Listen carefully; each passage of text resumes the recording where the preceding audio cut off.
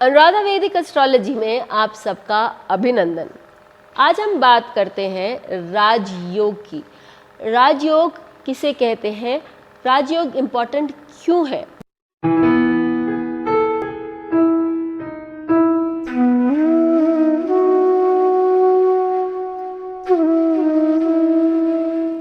लेकिन उससे पहले आप सबका धन्यवाद कि आप लोगों ने हमें लाइक शेयर सब्सक्राइब किया, आपने अपने कमेंट सुझाव लिखे।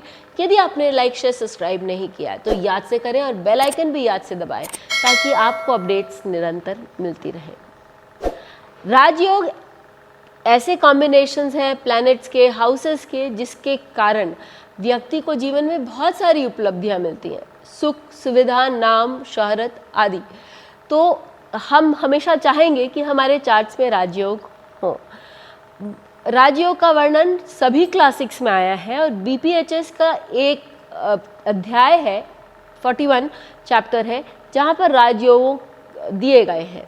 उसके 34 और 33 श्लोक जो है वो एक राजयोग बताते हैं जो बहुत जीवन में बहुत सारी उपलब्धियां दिलाता है। तो वो राजयोग क्या है?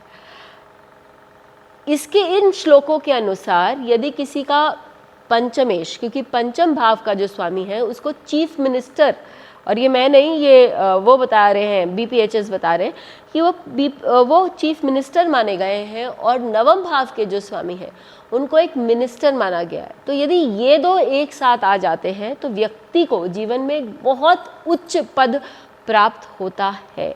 अब ये एक साथ कैसे आए? या तो ये कंजंक्शन में आए, एक दूसरे के साथ बैठे हुए हैं किसी भाव में, या परस्पर दृष्टि है। परस्पर दृष्टि, यहाँ पर सवाल ये भी हो सकता है किसी का भी कि भाई एक जन दूसरे पे दृष्टि डाल रहा है लेकिन दूसरा पहले पे नहीं डाल रहा है, वो संबंध हुआ लेकिन वो परस्पर दृष्टि नहीं हुई।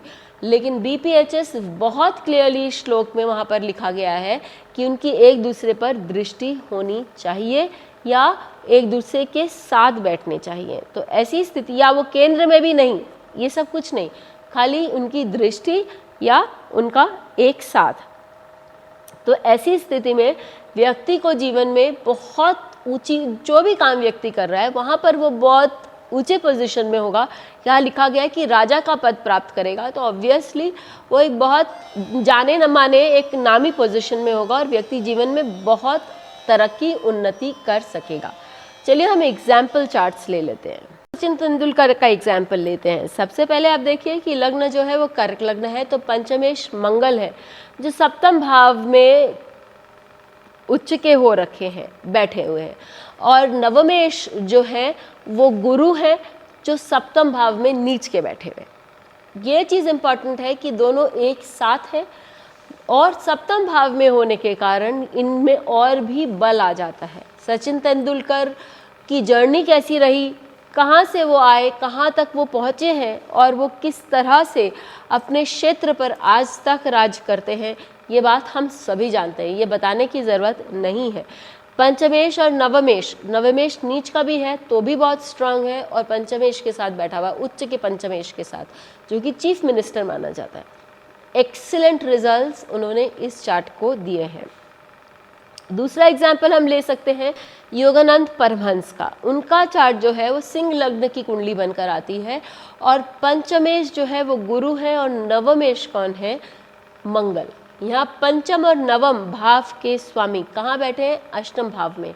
अष्टम भाव आपके अध्यात्म का भाव है। अष्टम भाव उन लोगों के लिए बहुत इंपॉर्टेंट हो जाता है जो जीवन में भौतिक जीवन से उठकर अपने आध्यात्मिक जीवन की ओर जाना चाहते हैं, वहाँ वो बहुत स्ट्रांगली उस पर काम करना चाहते हैं। यहाँ पर एक और चीज़ जानने की बहुत ज़रूरत है कि जो अष्टम भाव है वो गुरु का ही भाव है, तो वो व्यक्ति को अध्यात्म की ओर लेकर जाता है, और वो पाइसिस राशि में आता है, मीन राशि में आता है, जिसके कारण उनके इस अध्यात्म के कारण उन्हें अंतर्राष्ट्रीय ख्याति प्राप्त हुई। लोग उनको इंटरनेशनली जाने माने और लोगों ने उनका अनुसरण किया। तो यदि पंचमेश और नवमेश किसी का भी एक साथ बैठ जाए परस्पर दृष्टि हो उनकी एक दूसरे पर, ऐसी स्थिति में वो एक व्यक्ति या लग्न सप्तम की भी दृष्टि उनकी हो तो वो व्यक्ति को जीवन में बहुत सारी उपलब्धियां, नाम, ख्याति आदि बहुत कुछ देने में संभव है।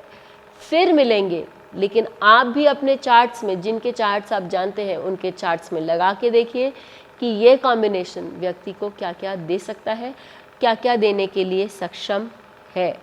मिलेंगे, तब तक के लिए धन्यवाद। बेल आइकन को दबाएं ताकि आपको वीडियोस की अपडेट मिलती रहे।